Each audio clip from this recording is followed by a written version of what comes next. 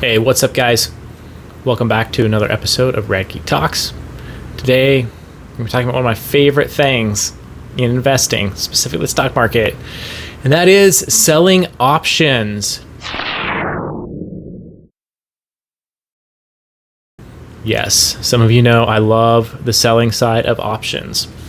If you haven't already done so, I highly recommend going back and watching the video about what options are. Unless you already understand options and you're master at options, sure, jump on board and I'll teach you how to sell options. All right, let's talk about how you make money on the selling side of options. Well, obviously you're selling, so that's how you're making money. During this episode, I'm going to walk you through one specific trade I did this week. Well, actually, I've done it over a series of the last 6 weeks. I traded it, not traded, because really we're talking about selling. So I've sold this option in various forms of the same option multiple times over the last 6 weeks.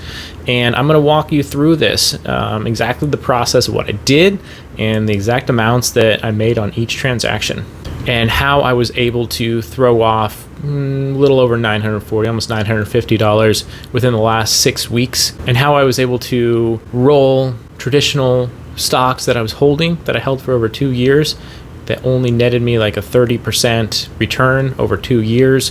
I took those and converted them into selling side of these options.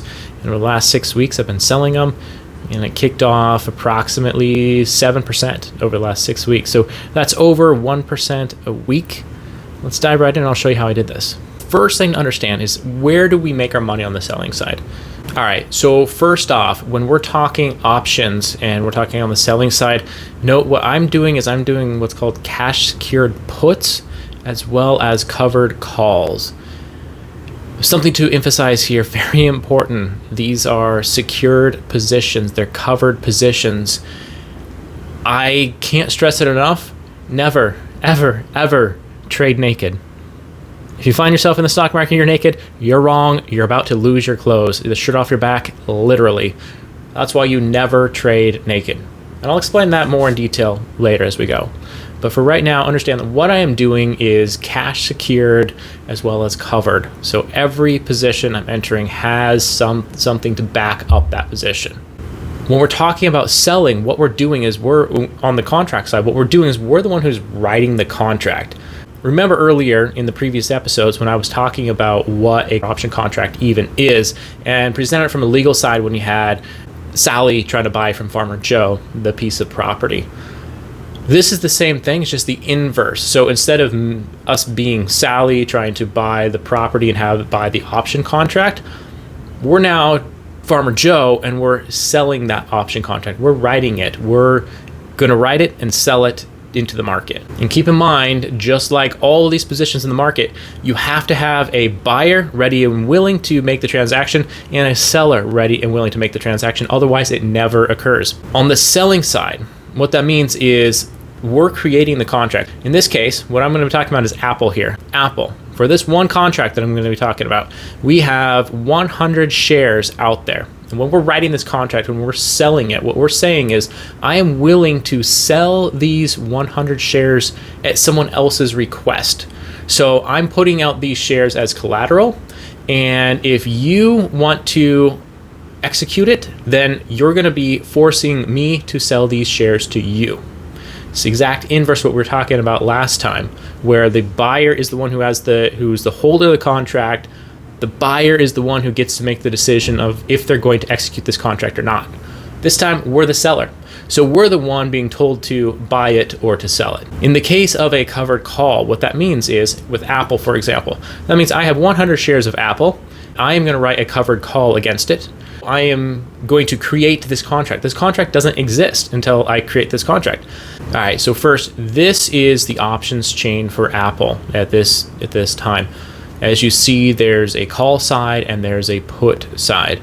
So what we're going to start off with is we have 100 shares of Apple. So we are going to enter in on the call side. And what we're doing is writing a contract for this. We already have those 100 shares of Apple.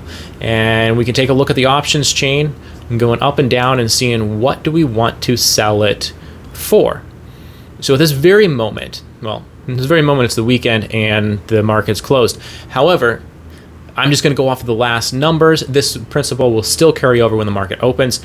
And right now, the last price was 138 for Apple. So we can go up and down and we can take a look at the options chain and we can see what do we want to actually sell this for, or what do we want to obligate ourselves to have to sell these shares for. If you're having trouble reading the option chains, don't worry. I'm going to do another episode entirely on that. Stay tuned and I'll explain all of these terms and everything that makes these move up and down and how to read it and everything along those lines. For right now, just accept these are the options chains for Apple, and we're looking on the call side.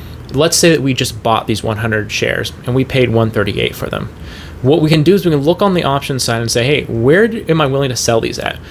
Am I willing to sell them for 140? 140 is $200 profit right there. If someone were to come up and buy them from you for 140 a share, you would make $200 and walk away with it. So that seems pretty cool. But we can go down the line even more.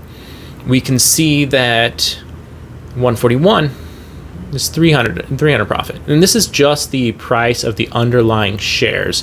So that's the sell price. Keep in mind we have an expiration date. So we're looking at 1 week from now. So we're looking for this Friday, November 11th. What it would mean is if we wrote one of these contracts right now, let's say we wrote the 140 right now.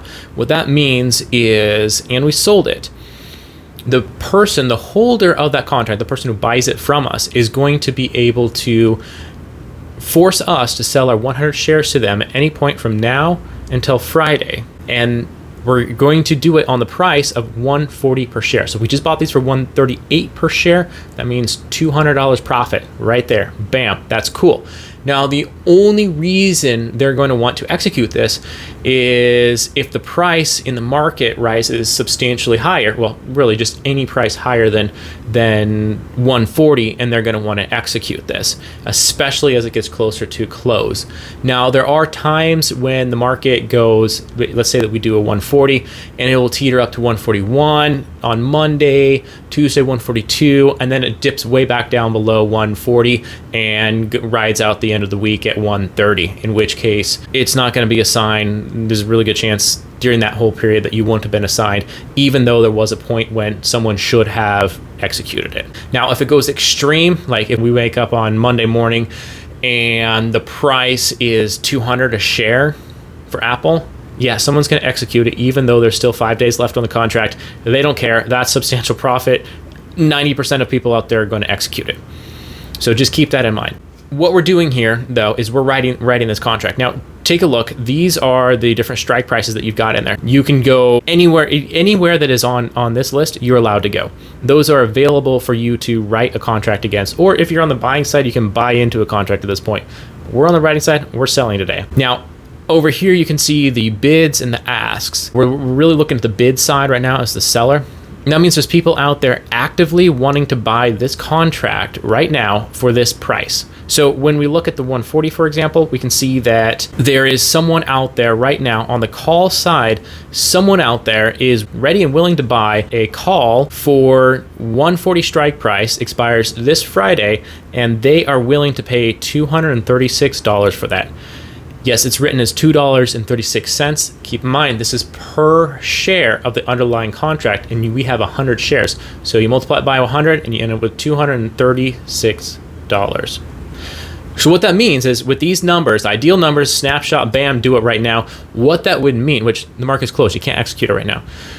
What that would mean is we would walk away the second that we wrote this thing and this guy out here bought it. The second that happens, we get $236 into our account, minus the commission fees, which there's usually a commission fee. It's like 60 some odd cents per contract, not per share, per contract.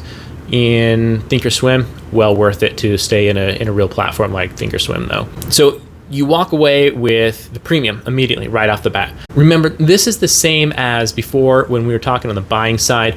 Sally wants the option to be able to buy this property from Farmer Joe in the future. So she pays him that premium or that consideration. That's what's being paid to Farmer Joe. In our case, we're writing this contract for 100 shares of Apple. We just put it out there in the market and someone just paid us $236. That's the amount that we got, and we get to keep that no matter what. If Apple goes broke tomorrow, it's not going to. If it goes broke tomorrow, we keep the $236. If Apple goes to the moon tomorrow, we still keep the $236. That's us. That's our profit right there. Bam. Now, the other part that factors into our profit when Friday rolls around, if the price is above 140, this contract is going to execute and we're going to be assigned. So what that means is if it's going to be, let's say it closes at 145 on Friday, we're going to be assigned, which means we're going to sell these for 140. Yes. Had we not done this, we could be selling them for 145. So in theory, we're losing out on $500, but we really aren't. And the reason why we aren't is because we're making that $200 profit, because the 138 to 140 is the $200, plus we're keeping that premium of $236. So from this transaction, we're actually making $436, which is great. However, we capped ourselves. That is the maximum amount that we can make on this transaction right here. If Apple went to 200 a share, we still only get the 438. If it went to 141 a share, we get 438. That's where you can start to see that you can guarantee a certain type of return. That return is capped, but I would gladly take a weekly capped return at a lower rate than a risky, possible higher return that I can lose everything at as well.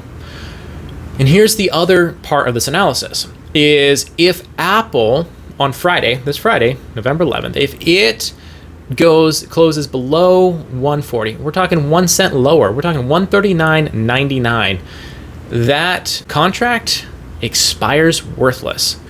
That's a term that you'll hear as well too. And on the seller side, we love it when contracts expire worthless because they do it all the time. What that means is we both walk away. We get our 100 shares back. So I wrote this contract, it closes at 139 and walk away. I get that premium, that 236 premium that was already paid to me, already in my account, and now I get my same shares, the same 100 shares back. When the market reopens on the following Monday, I can just sell them if I wanted to. If it stays at 139, I'm still going to be in profit. Or I can just go right ahead and write another contract for that week. And then I can keep repeating the process and repeating the process and repeating the process. And every week with a covered call, I can just skim a little bit off the top in premiums, skim a little bit more off the top in premiums, skim a little more off the top in premiums without ever even selling my shares. And these premiums that you're getting are much higher than any of the dividends that pay out. I mean, depending upon where you are on the options chain. So as you can see as well, the further out of the money the option goes that you look on the option chain, the less premium you get. So if you went for like a $200 strike price for this Friday, you're not going to get a premium for it. It says $1, but there might not even be a buyer out there willing to pay $1 for it. If there is, great, go ahead and sell it to them. That's guaranteed not to hit. That just isn't going to. So the really cool thing about this though is take a look at this. Let's say we bought them 138. Instead of doing a 140 strike price, let's go down. Let's go down to something that would be a guaranteed loss if we get assigned on it. Let's look at something like 135. If you look at that on this options chain, you'll see that 135, there is a bid out there for 505, which means that's $505. Someone will pay you right now. If you wrote that contract, you put it out there, someone will pay you $505 just like that to obligate you to sell those 100 shares to them on or before next Friday at 135 a share. When you look at it, you bought them for 138, you're selling them for 135, so that's a loss of $300. But you're getting a guaranteed premium of $500. So if it assigns, which means if the closing price is anything, even a penny over 135 on Friday, you walk away with a $200 profit. So what you're actually doing here is if you're going lower than the price you paid for it, lower than your basis, you're sort of hedging and you're giving yourself this extra buffer. So you're saying that you're going to make profit as long as the share price of that underlying asset does not fall below that strike price that you're going with. So what you're betting in this case is you're betting that Apple is not going to fall below 135 by Friday. And you're also winning even if it does. This just increases your chances of winning when you're talking about different options. It's really rigged in the favor of the seller. Again, if you bought them for 138 today, think of it like this. If you buy them for 138 today and you just have the shares and the market goes down to 135 on Friday, you have an unrealized loss of $300. You don't have anything. Like it's you have the shares, but they're worth $300 less than they were when you bought them. However, if you sell this covered call and it goes down to 134.99 on Friday, it doesn't assign. It expires worthless, which means you bought it for 138 and you just pocketed $505. So now effectively, your effective basis on this is 138 minus 5, which gives you 133. So now you are actually at a position where if you were to sell them on after they close and you reopen on the market and you sell them at the 135, you walk away again with $200 profit. Whereas if you just bought the shares and didn't do anything on the call side or anything on the option side, you'd be stuck at an unrealized loss. As you see, this is a way of really protecting your assets and protecting your portfolio as a whole. It's also one of the reasons why a lot of people will do things in sets of 100 when you're talking about the market. For example, almost every time I buy into a position, which I usually do through cash secured puts, but if I'm just going to go out there and buy shares, I'm going to buy a set that's going to close out a set of 100. So if I just had 10 shares of something lying around for some reason, maybe because it was a dividend reinvestment, I only bought 10 shares. Then if I'm going to purchase into that or buy into that share again, I'm going to buy 90 shares, just make it an even 100 and play some covered calls against it. The other cool thing about this on the covered call side is say it's a stock that you really believe in, you never, ever, ever, ever want to sell. Okay, great. Would you like to make a little extra money on it and still retain those stocks? This is what you do. Let's talk about these stocks right here, for example. So let's say Apple, you just bought them today for 138. You don't want to sell them, but you want to make a little extra money. So when we look at this options chart real quick, let's just scroll down to 170 on the call side. You'll see that that's listed $1, and you'll also see that there's some open interest in this. Somehow there's open interest in this at 170. Good luck. I don't think it's going to be 170 by Friday. It might happen. There have been bizarre rallies in the past. I just don't see it happening. So you could go ahead and you could write a call against it for 170, and by Friday, and if it doesn't hit 170, you walk away with that $1 premium. It's only $1. But what you can do is you can start looking at further out dates. That's when theta, if you want to know more about theta, watch my video that I'm going to do later on the Greeks, what the Greek, and that's going to explain all about how the Greeks play into these numbers. And I'm just going to talk right now about how theta is your best friend on the selling side. If you look at a further out expiration date on here, so and you can still do 170, or you'll see that you can start going higher and still have open interest in it. Go out a year and you might be in the 200s, you might be even in the 300s. Go out 2 years, 3 years further out, you're going to have more interest. And on those ones, you can go ahead and write it for it.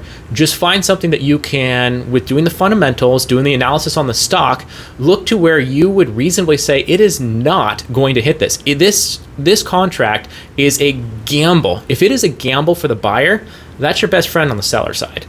Because that means someone is betting and the odds are stacked so far against them that you are almost guaranteed to walk away with that premium and your shares. And that's the ideal sweet spot on the selling side. So you could look out into the future and you can find, hey, here's one that can give me a little bit extra premium. I like the idea of getting this, and I would bet money, literally, even though it's not technically a bet, but it would feel like you're betting money, that stock is not going to rise to that level by that time that you're setting. Just make sure you do your analysis, and it is really easy to bet against effectively it's betting against the market. You're saying this stock is not going to hit this level. Okay, most people have trouble predicting what level it will be at. All you're saying is it's not going to be this level. That's an easy one to do. And then if you're right, you walk away with it.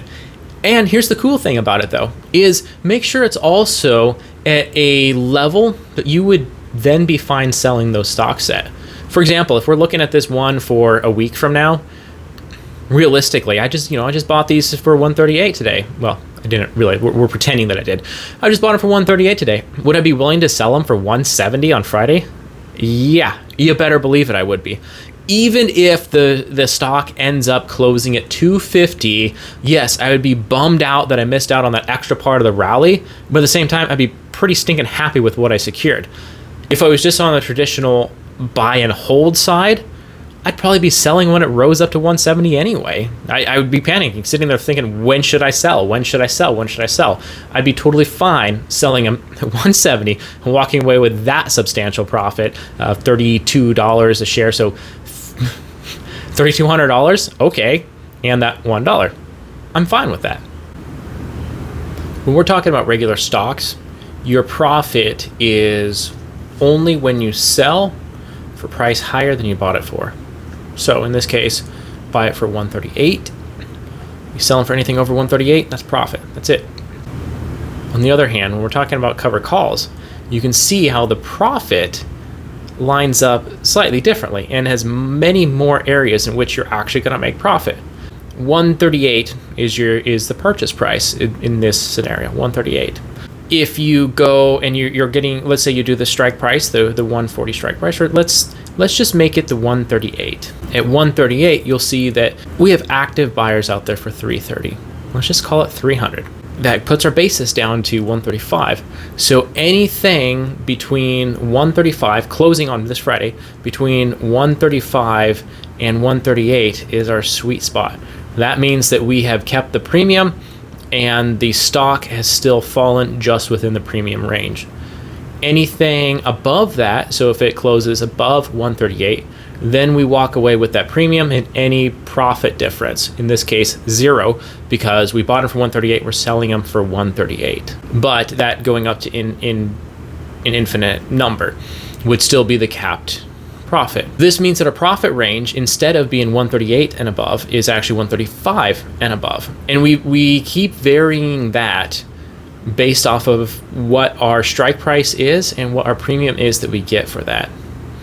Now, the other thing to keep in mind, these are just for this Friday. When you go out a month from now, you can be talking about premiums even up to the $1,000 range, which drastically lowers your overall basis and your profit points.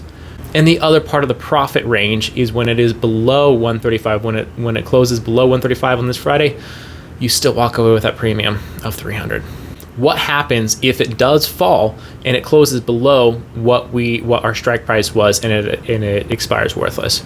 In this case, there's two things that we can do.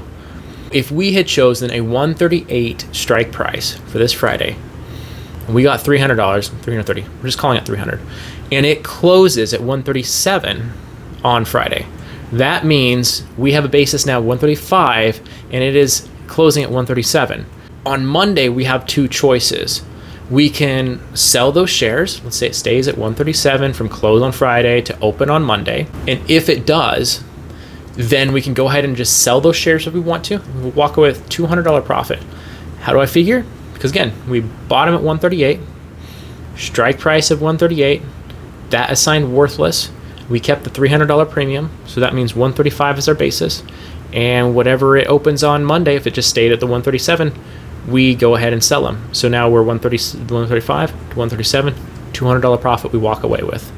Something else we can do, and as you start to get to know these option chains, you'll know why this is a really appealing option as well, is we can then look at that Friday option chain and say, hey, on the covered call side, because I still own these shares, what can I get for a 137? Or because my base is 135, I can look at it and say, what can I get for 135? I can guarantee you it'll at least be $200 because just the inherent price of that option minus all the Greeks is going to be valued at least $200 because you're agreeing to sell these for 135 when the price is currently 137. So there is that inherent intrinsic value of $200. So it's going to be that plus anything that the Greeks and the volatility give you. Again, we'll explain volatility as well when we talk about the Greeks. Stay tuned for that. What this means is it could be $400-$500 potentially. And if we use this last one as a rough estimate, where we were looking at something at the strike price was giving us $330. So if you're looking at in the future, there's a really good possibility that plus that $200 intrinsic value plus the $300 estimate of what it would be at market, so that would, at the strike price, that would probably mean that you could probably get a $500 premium off of that for 1 week out. All right, so the third scenario. So scenario one, it gets assigned, it closed higher than your strike price, it gets assigned, it's gone, transaction's done, you walked away with your premium and your profit that you made from whatever you sold it at. Option two, it closes in the sweet spot. And second would be if it closes within the sweet spot, which is that juicy spot right between your new basis, which is what your basis was, minus the premium that you just got, up to your strike price. So if it closes in there, that's the ideal spot. Love it when it does that. And that's when you get it. And if it holds that market value onto Monday, then you have a choice to just be able to sell them at profit. Now, what if it closes below that sweet spot? Well, no matter how you approached it, that's going to be, it's a down market. That's a sign that that specific stock is trending downward, yes. But if you had just bought the regular shares, you would have an unrealized loss of that. Now you just have a new basis, so you have even less of an unrealized loss. Now what you can do is you can go in and you can look at your options chain. So your new basis of this hypothetical that we've been using of 138. So our new basis is now 135. So let's say it closed at 130.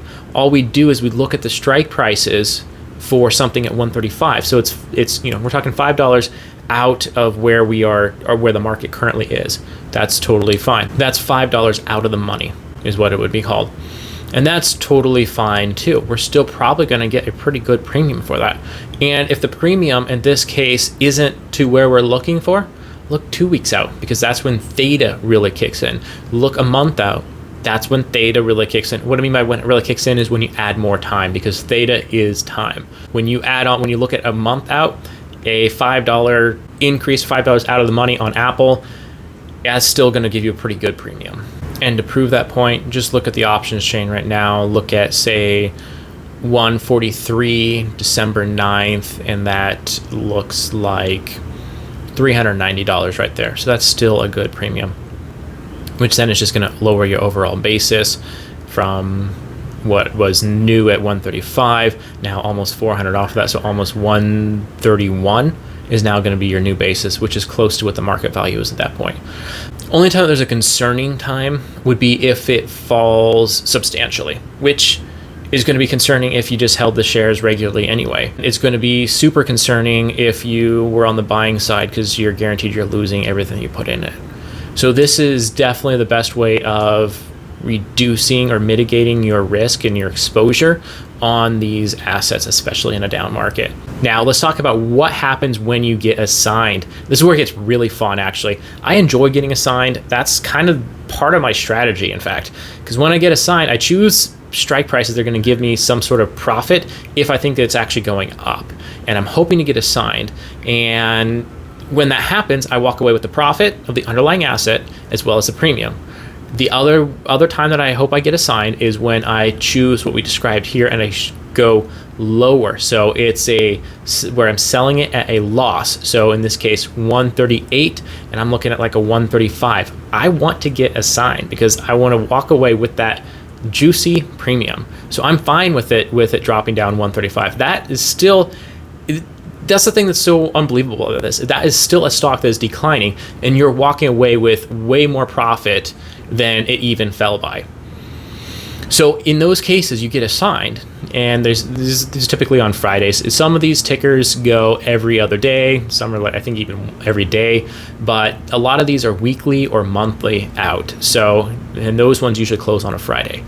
So you're talking Friday, or if it's a holiday, then it'll be the Thursday before. You're talking that Friday afternoon, it assigns. That Monday morning, you wake up. You now have those funds available. If you have a margin account, if it's a cash account, you're gonna have to wait for the funds to clear.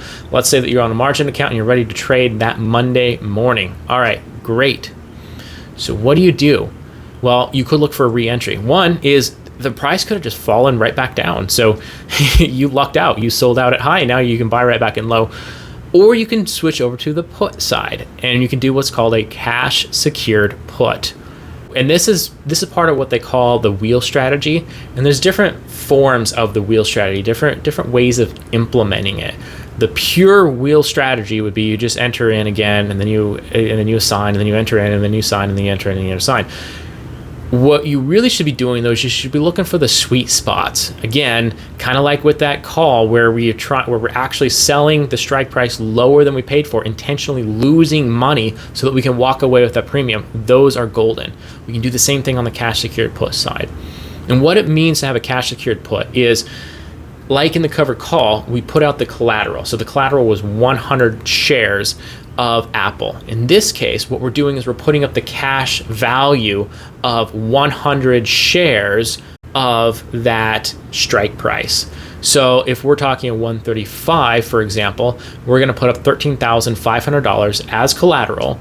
If the price then closes at less than 135 on our expiration date, then those funds are going to be used. The holder of that contract is going to execute it on us. Those funds are going to be used to purchase those shares, and we are now going to have 100 shares. Yes, we're buying them at a higher value than what the market is. That's the whole point. That's how the buyers make money. They make money in only one specific area. When they bet that the price is going to go a certain direction, and then it goes that direction minus or plus that premium that they paid, then and only then do they make money. That's and in every other scenario, the seller walks away with something. That's why it's so rigged in favor of the seller. So let's walk through the scenario. Let's say that we bought them at 138. We did a 135 strike price, and that was this last week, and it got assigned at 135, walked away. We got the money, they get the shares. Now Monday morning rolls around, and let's say that the market opens at 135. So what we want to do is we can take $13,500 that we now have, because we have that and we have the premium, and we set it out there in collateral, and we say 135 is the strike price. So we set it out there. And what expiration date do we want? Do we want this Friday? Do we want to look a month out? However long we want to look out is what's going to determine our premium. And the moment that actually gets sold to someone, because again, you have to have a buyer for every seller and a seller for every buyer, but you can look over here and you can see the bids, and you can see exactly what someone out there actively right now wants it. You set it at that price, and bam, just that fast, it will sell at that price. So now the transaction is complete. Your money is now in collateral, and you just got paid a premium. So let's take a look at what that premium, let's say that was right now, and these were the prices that Monday morning market actually opens at. All right, so that means, as you can see, there's actively people who want to buy it for $395 for a 135 strike price. Keep in mind, these numbers are based off a closed market and where the market closed at 138, so they're not actually accurate, but it can give you an idea of what it would be if hypothetically the market were to open at these prices on Monday. But let's say that it opened at 138 is where we're going to re-enter in. Keep in mind, that's where we bought them at last week. We ended up selling them out, and we still have the premium anyway. So we're going to take $13,800 this time, put it into collateral. You can see here on the chart that we have buyers who are ready, willing to make this trade at $250. That means the second we write this contract, the second we click submit, that's going to go out there. Our $13,800 goes into collateral, and we get $250 just like that. Now what we do is we wait it out to the end of the week, and we see what it actually closes at. If the price ends up closing higher than the 138, then these are going to expire worthless, because why would they sell us these shares, 100 shares at 138 when they can sell them to the market for 140, 150? They would make a lot more money doing that. So they're going to walk away from the deal. We're going to keep that premium. That $250 is now ours. And in this case, we would have now made $550, $580 just in premiums alone, and we're walking away with all the cash. And that's only in a 2-week period. Now, if the market were to close lower than our strike price, so say 135 again, then yes, we will be assigned. And how that's going to transact is that $13,800 we had in collateral is then going to be used to purchase these shares at 138. So the market again, 130, 135. We're now buying them higher than market value, but we're also still retaining that premium. And then come Monday morning, we just go ahead and roll it again and do the same thing. We do a cover call against those shares that we now have. And then once those, and we keep doing that with strike prices that make sense until finally we get assigned, and we just flip to the other side, we just flip to the other side, we flip to the other side. Let me give you the real world example of Apple, in fact, that I've been doing for the last 6 weeks on this specific one. 100 shares of Apple have gone through this cycle. First off, these 100 shares were purchased for roughly a basis of $115 a share back in September of 2020. This was a series of buy, sell, buy, sell, buy, sell, and I was only implementing traditional buy low, sell high, do that multiple times. My basis was roughly $115. Now, I wanted to, and I held them over in Robinhood. I just held them there, and I was going to hold them there for a while, but recently I was like, you know what, let me trade, or let me consolidate some of my accounts, close out Robinhood. Let's bring the Robinhood one out and throw it over into Thinkorswim. TD Ameritrade, Thinkorswim. I'm going to keep coming back to it. So what I did was I did a simultaneous transaction. I sold them from Robinhood, and I bought them on Thinkorswim TD Ameritrade. Why I put it in quotes is because what I actually did was a cash secured put instead of buying them. And I did the cash secured put for $145. So sold them, physically sold the 100 shares for $152. Now doing a cash secured put for $145. So you can see I'm already walking away with a profit. First of all, I'm walking away with that profit that I made, $3,700 from over a course of 2 years. But right now in this transaction, the $15,200 that I have, I'm only taking $14,500 of it and doing this transaction. So I want to buy 100 shares at $145 a share instead of what I just literally sold them at for $152. So in exchange for the right to be able to sell me these shares at $145, someone paid me $167.34. Well, it's $168, and then there's the 60 cents of commission. So these numbers reflect the actual commission that Thinkorswim takes. And in this case, it was $137.34 is what I got. And someone got the right to be able to sell me these shares at $145. Now on September 30th, I wanted to roll it forward. I used the roll forward option to transact this part. And what you're actually doing when you're rolling it forward is you're buying it back. If you have a cash secured put, that means you wrote an option. That means you sold to open. So that's a term you're also going to hear: buy to open, sell to close, buy to close. All of those. It can get confusing at times, but what you're doing is you're selling it to open a position, which is writing a contract. You become short a position because you're now -1 on that contract. And in this case, what you're doing is I'm at -1 and someone gave me the $167 for that. So I'm now wanting to close that out. So if I'm at -1, how do I get -1 to 0? I add 1. So I buy. So what I'm doing is I'm buying to close. Or colloquialism, I'm just buying it back from the market. Now I have 0 of those contracts. So I had -1 plus 1, -1 plus 1 equals 0. Done. And I could walk away right there. That, however, cost me $518.66. That's why I did a roll forward. So it buys it back, or it buys to close, and sells to open another one simultaneously, so that you still enter into something. And what I'm doing here is I'm pushing the expiration date out each time just a little bit more, a week or a month at the most. I'll push it out because I'm now going to have more theta. And you'll get to know what these options. The closer it gets to the strike price, that's the time that's the best to just roll it forward. Even if you still have weeks left, that's when you get the biggest premium kickoffs in the roll forward.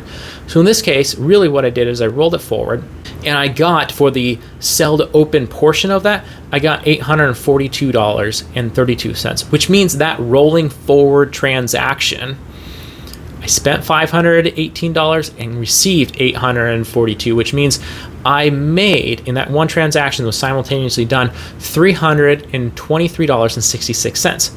That is on top of the first premium I got of the $167.43.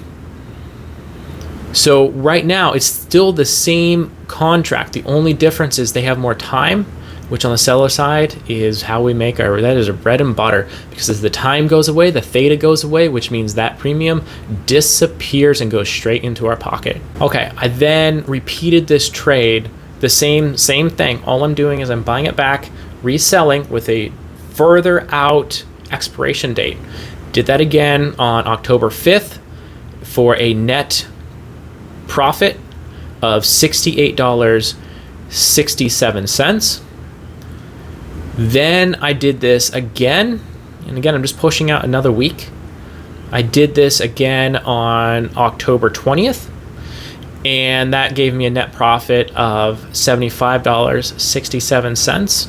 And then ultimately, recently, a couple weeks ago, if you're watching the market, you saw that the prices went really high. So with that updates what these premiums cost and what we can get from selling them and what they cost to buy.